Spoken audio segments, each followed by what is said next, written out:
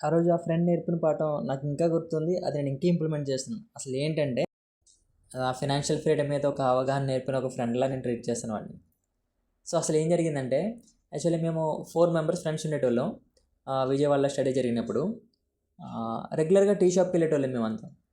వెళ్తుంటే మేము ఈ రూమ్‌లో ఉండటం వల్ల మంత్ ఎండ్ వచ్చే టైంకి మా దగ్గర మనీ మొత్తం అయిపోయేది. సో, ఒక టీ షాప్‌లో కూర్చున్నప్పుడు మా ఫ్రెండ్ అన్నాడు, "అరే! మనం టీకి ఎంత ఖర్చు పెట్టామో తెలుసా లాస్ట్ మంత్? ఆల్మోస్ట్ 3400 రూపీస్ అయింది" అని చెప్పి. టీకి 3400 ఏంటని మేమంతా షాక్ అయ్యామసలు. So, okay. మేము ఎప్పుడు ఎవరు ఖర్చు పెడుతున్నామో తెలీదు, ఖర్చు పెట్టేసేటోళ్ళం. సో, మా ఫ్రెండ్ నైట్ పడుకునేటప్పుడు ప్రతి డైలీ స్పెండింగ్ అంతా రాసేటోడంట. మాకు తెలీదు ఆ విషయం.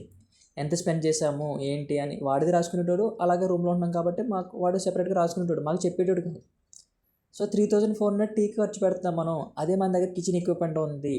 సో, దాన్ని మనం మనకి తగ్గట్టుగా దానికి సంబంధించినవి తెచ్చుకుంటే మనం ఏమైనా సేవ్ చేయగలమని చెప్తే, అది నెక్స్ట్ మంత్ ఇంప్లిమెంట్ చేస్తే ఆల్మోస్ట్ 1600 మాత్రమే అయింది మాకు టీకి. సో, రిమైనింగ్ మేము ఇబ్బంది పడలేదు ఎప్పుడు ఆ మంత్‌లో. ఇంక అక్కడి నుంచి ఇబ్బంది పడలే. సో, మనం ఎప్పుడు ఎక్కడ ఎంత స్పెండ్ చేయాలి, దాని సబ్స్టిట్యూట్ ఏంటి, ఇది వాడు చెప్పగానే చెప్పేసాడు మాకు. సో, వాడి నుంచి నేను ఇది నేర్చుకున్నాను. అప్పటి నుంచి నేను ఎంత స్పెండ్ చేస్తున్నాను, డైలీ ఎంత స్పెండ్ చేస్తున్నాను, మన దగ్గర ఎంత ఉంది, ఇది మాత్రం నేను తన దగ్గర నుంచి నేర్చుకున్నాను. అలానే మీ బ్యాచ్‌లో కూడా ఎవడో ఒకడు ఉంటాడు ఇలాంటి ఫ్రెండ్. వాడి దగ్గర నుంచి ఏదో ఒకటి నేర్చుకుని ఉంటాం. ఈ రీల్‌ని తనకి షేర్ చేయండి. ఓకేనా? Happy friendship day. I love you. Thank you.